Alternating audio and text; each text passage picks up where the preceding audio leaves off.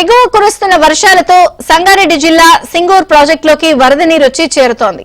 ప్రస్తుతం 1860 క్యూసెక్కుల వరద నీరు వచ్చి చేరింది.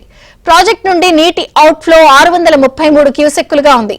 ప్రాజెక్టు నుంచి సాగుకు నీరు విడుదల చేస్తూ ఉండడంతో రైతులు ఆనందం వ్యక్తం చేస్తున్నారు.